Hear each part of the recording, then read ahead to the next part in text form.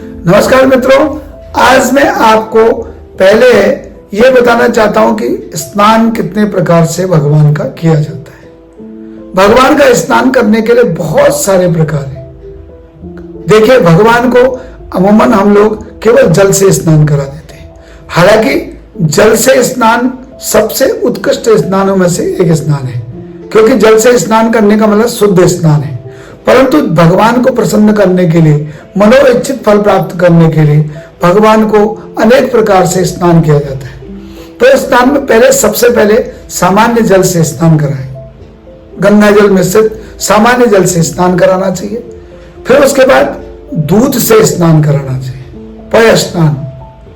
अगर गाय का दूध हो और काली गाय का दूध हो तो सर्वोत्कृष्ट है, अपनी भारतीय काली गाय का दूध हो। उसके बाद 2 चम्मच जल चढ़ाएं। स्नान के किसी भी स्नान के बाद 2 चम्मच जल चढ़ाने का विधान है। और उसके बाद 2 चम्मच जल चढ़ाने के बाद फिर आप क्या करें कि भगवान को दही से स्नान करा। जब आप भगवान को स्नान कराते हैं तो बढ़िया से रगड़ रगड़ के स्नान कराइए।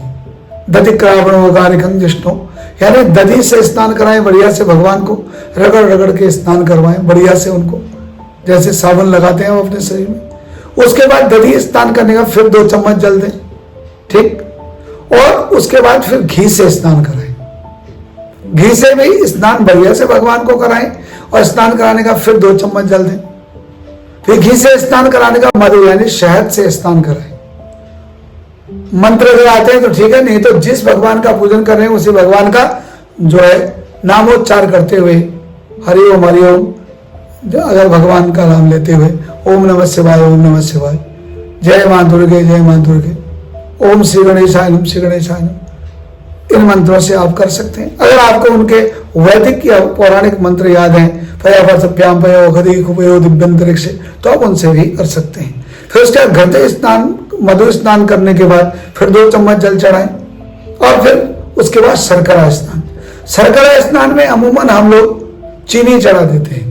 वैसे चीनी हमारे भारतीय परंपरा में चीनी का कोई वर्णन नहीं है। वैसे ही नाम उसका चीनी है, यानी वो चीन से आई है। और उसको बनाने में जिन जिन पदार्थों का प्रयोग किया जाता है वो पूजा में विहित नहीं, निषिद्ध है। जो हमारे वहां शर्करा कहा गया, शर्करा दरअसल जब हम गुड़ का निर्माण करते हैं तो गुड़ का निर्माण करने के बाद जो महीन गुड़ हमारे पास बचता है, जो गुड़ का चूरा हमारे पास बचता है, तो उसी को हम शर्करा कहते हैं। तो शर्करा से स्नान कराएं भगवान का। और शर्करा जैसे आप अगर कभी अपना चेहरे आदि को साफ करने के, शरीर को साफ करने के लिए स्क्रबर जो आप प्रयोग करते हैं, वैसे ही भगवान की देवताओं की मूर्तियों को यानी देवताओं की प्रतिमाओं को स्क्रबर यानी कि परिशुद्ध करने के लिए शर्करा का प्रयोग किया जाता है। शर्करा का प्रयोग करने के बाद क्या है कि फिर 2 चम्मच जल से स्नान कराएं। 2 चम्मच जल से स्नान कराने के बाद फिर अब आप क्या करें, मिलित पंचामृत स्नान कराएं। भगवान को फिर 2 चम्मच जल चढ़ाएं। और फिर 2 चम्मच जल चढ़ाने के बाद भगवान को इत्र से स्नान कराएं। इत्र माने सुगंधित द्रव्य से। सुगंधित द्रव्य कैसा, जो अल्कोहल से मिला है नहीं, बल्कि जो प्योर फूलों के रस से जो बनाया जाता है, उस इत्र से भगवान का क्या किया जाए, स्नान कराया जाए। और तब जाकर 2 चम्मच जल चढ़ाएं। और अंत में शुद्ध जल, अगर पूर्ण गंगा जल है तो बहुत अच्छा, पूर्ण गंगा जल नहीं है तो आप गंगा जल मिश्रित जल से भगवान को बढ़िया से स्नान कराएं। जब आप इस प्रकार भगवान किसको स्नान कराते हैं, 8 प्रकार से भगवान का स्नान कराते हैं, तो भगवान की प्रतिमा परिशुद्ध होकर के आपको पूर्ण आशीर्वाद देती है। अगर आपको ये वीडियो पसंद आया तो आप इसे लाइक कीजिए, शेयर कीजिए। ऐसे वीडियो देखने के लिए हमसे फिर से मिलिए।